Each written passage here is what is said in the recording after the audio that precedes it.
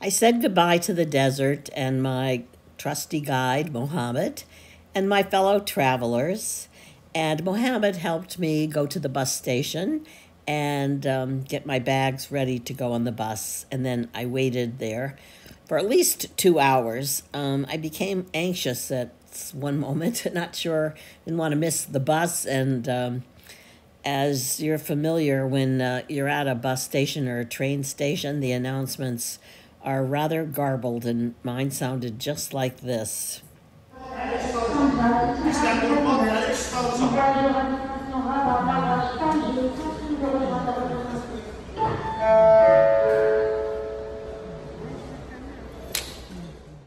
As Mohammed would say, blah, blah, blah. And I was on the same size bus that we've been traveling with. It was a huge bus, only this time it was chock full of Moroccans. I had the front seat, and it was a 4-hour bus ride. And after 3 hours, they stopped for the happy room. I was greatly relieved. And I zipped there and zipped back. I didn't want to get left behind by the bus. And when I arrived in Meknes, there was my friend Khadija ready to pick me up and take me to my new apartment. There was a nice little coffee bar there and a little grocery store also, and then about 10-minute walk was a big grocery store. And I loved the way they decorated this with the bicycles. I thought this was pretty neat. My room was on the 5th floor, and it was quite beautiful. There were 3 bedrooms, of which I only needed 1, and a gorgeous view out the window of an olive orchard and the European cemetery. Not quite so exciting. That's what all those white things are. Khadija's brother, Mohammed, who lives in Virginia but was visiting, he has a farm in Meknes, and he offered to take me and show me his Meknes. And so we had a great trip walking around. We met some children that wanted to practice their English, so of course that was quite fun. And we went to a beautiful museum, music museum, and it was in an old riad that they had repaired and renewed, and it was absolutely gorgeous. And the instruments were fascinating, and then they had recorded music also that you could hear.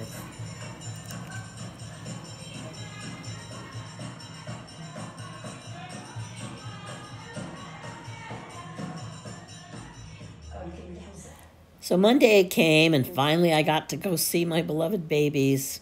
What a shock. I was not prepared for this. There were 30 little cribs in this one room, the size of a normal bedroom.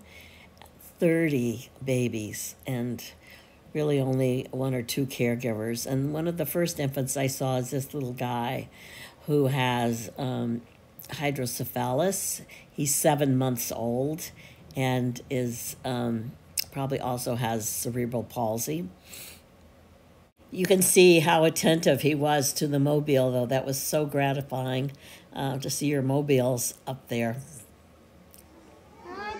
The older infants and younger toddlers spent quite a bit of time in this penned-in area, and so I was able to get busy boxes and put them along the side, and also a mirror so that they'd be encouraged to stand up and use their fine motor muscles.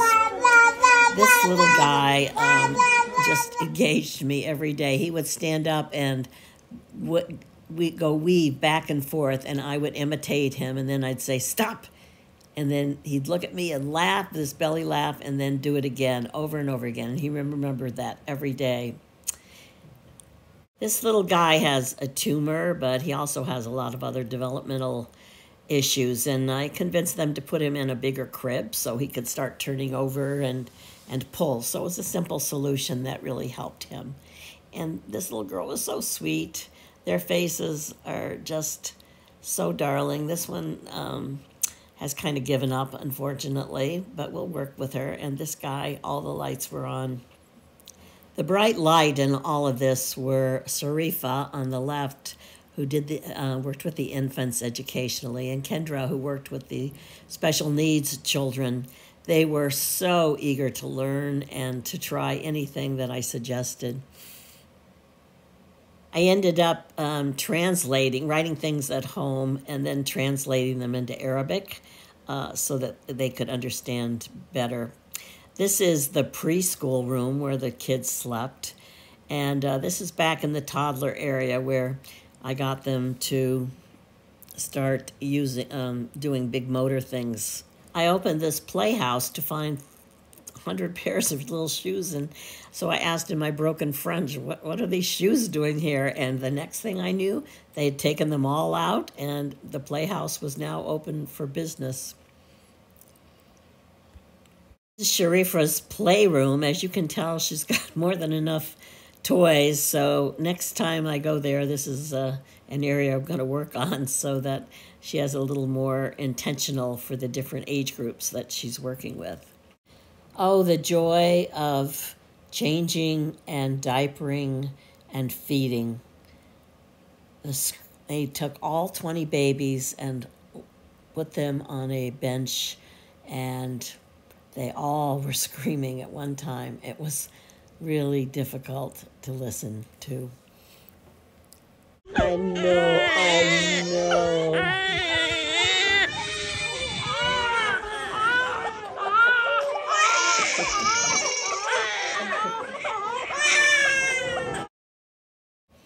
On a humorous note, the last day I bought some busy boxes to put along the gate here, and I started listening to it, and it showed a picture of a sheep, and it goes, "The shit says ba, the shit says ba." And I thought, oh my goodness, all these babies are going to learn this as their English words.